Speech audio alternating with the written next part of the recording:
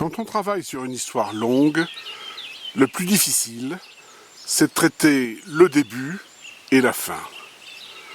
Le début en l'occurrence parce que nous sommes dans une temporalité tout à fait différente de la nôtre, sur des centaines ou des milliers ou des dizaines de milliers d'années. Et par ailleurs, nous sommes très dépendants des dernières découvertes archéologiques, des dernières hypothèses, avec des personnes, des êtres humains et un environnement qui est assez différent du nôtre et en même temps proche par beaucoup d'aspects. La fin parce que la tendance générale, c'est de penser que ce qui se passe aujourd'hui dans l'actualité va être ce qui se passera demain. C'est-à-dire que nous sommes les plus mauvais prévisionnistes qui soient. Or, prendre de la distance, essayer de voir les grands courants profonds, les accidents qui peuvent arriver, les catastrophes, l'imprévu, c'est ce qui est le plus difficile. Alors on va quand même tenter, là, de faire cette dernière séance avec quelques exemples pour tenter de penser plus loin. Voilà, alors on évoque d'abord des pionniers, des gens qui ont pensé, je pense à Petra Kelly en Allemagne, je pense à Pierre Rabhi avec sa formule de la sobriété heureuse, et puis aujourd'hui le mouvement des colibris, je pense à Serge Latouche qui a parlé de décroissance, ou aux Amis de la Terre qui très tôt, dès le début des années 70, disaient qu'il ne fallait pas perdre sa vie à la gagner. Voilà, tout un ensemble de personnes qu'on ne peut pas évoquer de façon complète, évidemment. Et puis, le second aspect, au-delà de ces personnes qui souvent étaient isolées, ont parlé dans le vide et qui aujourd'hui sont davantage écoutées, on doit évoquer aussi ce qui s'est développé dans les années 80 et 90, à savoir les grandes conférences internationales.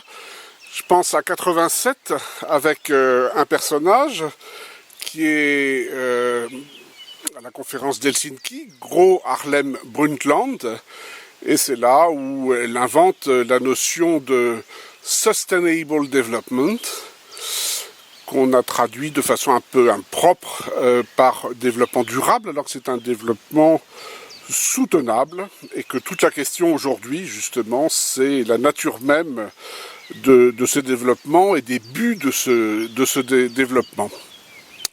Et ces conférences internationales vont se développer. Autre point très important, c'est la question du climat. Et le GIEC, vous voyez ici un ouvrage de Jean Jouzel, le GIEC qui devient prix Nobel de la paix en 2007. Et cette question du climat est devenue, grâce en partie à ce GIEC et ses savants internationaux, une question qui est arrivée totalement au devant de l'actualité, avec évidemment un certain nombre de transformations visibles pour les populations, qui ne pouvaient plus nier que les glaciers fondaient ou que les espèces se transformaient dans leur lieu d'habitation ou que des lieux étaient inondés parce que la mer monte. Ce climat a réussi à commencer à transformer les consciences internationales, ce que d'autres phénomènes tout aussi graves comme les pollutions n'avaient pas réussi à faire.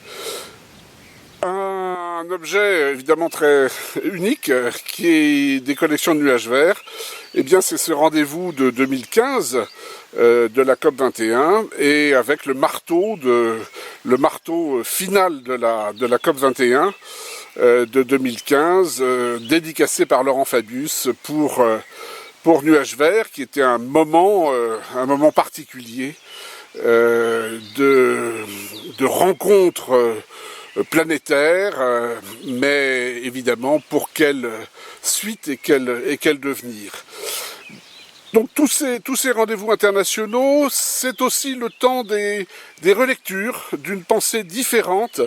Et ce qui est fait ici avec ces vidéos très larges de la préhistoire jusqu'à aujourd'hui, évidemment, y contribue de manière à ouvrir des perspectives et à essayer de repenser toute l'histoire générale en fonction des préoccupations environnementales, en fonction de ce rapport des humains avec l'environnement. Eh bien, on a donc ce livre de Caroline Ford, Naissance de l'écologie, qui insiste beaucoup sur la période 19e siècle, et notamment avec un personnage qui a été redécouvert à cette occasion, qui est un personnage très important, très original, un Français, un ingénieur, qui est François-Antoine Rauch. Et vous voyez ici l'édition originale en 1818 d'un ouvrage qui rejoint et les préoccupations des climatologues et également ceux de la permaculture, qui est la régénération de la nature végétale, ou recherche sur les moyens de recréer dans tous les climats les anciennes températures de l'ordre primitif des saisons par des plantations raisonnées. Appuyé de quelques vues sur le ministère que la puissance végétale semble avoir à remplir dans l'harmonie des éléments. Donc il préconise le reboisement, il s'intéresse aux zones humides, enfin des choses qui évidemment à l'époque de l'industrialisation n'étaient pas du tout majoritaires, et c'est un pionnier absolument essentiel de la pensée de l'écologie. Cette pensée de l'écologie, eh bien, il y a des différentes personnes qui s'intéressent dans le monde à cette histoire environnementale, souvent sous des aspects plus récents. On voit l'ouvrage de Gregory Kenay et la notion d'événements anthropocènes, et cette notion d'anthropocène qui est un sujet de débat. Est-ce qu'il y a une nouvelle ère aujourd'hui qui est l'ère où les actions de l'être humain transforment la planète? Est-ce que nous sommes arrivés dans cette nouvelle ère? C'est aussi le moment de penser l'agriculture et l'élevage. Et vous voyez deux ouvrages de Marc Dufumier, successeur de René Dumont, Famine au sud, malbouffe au nord, comment le bio peut nous sauver, ou l'agroécologie peut nous sauver. Toutes ces questions qui semblaient marginales, on avait l'impression que se nourrir, c'était quelque chose de peu important. On s'aperçoit qu'en fait, c'est évidemment fondamental. C'est fondamental dans les campagnes et c'est fondamental dans les villes. Et aujourd'hui, le rapport à la nature, le rapport à l'agriculture est repensé dans tous les milieux et dans tous les pays. C'est de nouvelles habitudes alimentaires. Vous voyez ici ce traité de miamologie avec les légumes. Donc il y a ces mouvements végétariens, végétaliens, véganes qui se développent, et aussi la tendance à limiter, pour des raisons et de santé et d'écologie, la consommation de la viande. C'est aussi le développement de l'écologie culturelle. Donc vous voyez Arbre et Plantigrade avec texte de Bergougnoux et d'un scientifique Marc de Conchat avec des dessins de Gégé et des photos de Jean-Claude Bouillat, où on fait se rencontrer des spécialistes de différents domaines, et puis de grands personnages comme Édouard Glissant et Patrick Chamoiseau, une pensée qui est véritablement devenue une pensée planétaire, avec des penseurs africains, des penseurs américains, Amérique du Nord, Amérique du Sud, des penseurs asiatiques, des penseurs océaniens, des penseurs européens bien sûr, des penseurs de tous les continents qui interviennent sur ces thématiques et qui interviennent sur la réalité de notre rapport au monde aujourd'hui. C'est ce que nous avons évoqué à travers ces quelques objets, l'un d'Afrique du Sud à gauche, un objet inuit et un objet japonais. Donc c'est aujourd'hui à la fois la technologie qui se mêle également avec des pensées traditionnelles, c'est la science qui rejoint dans certains cas les croyances qui sont des croyances animistes et qui sont des pensées très anciennes. Et puis on retrouve ça aussi dans l'industrie des loisirs, dans le cinéma, avec des objets particuliers, des films, des livres, des dessins animés, et évidemment ce monde considérable des jeux vidéo, où il n'y a pas juste les voyages dans l'espace, il n'y a pas juste les robots, mais on y trouve également des dystopies, comme ici Soleil Vert, au début des années 70, qui posent évidemment des questions très graves et très profondes sur les sociétés que nous sommes en train de nous construire.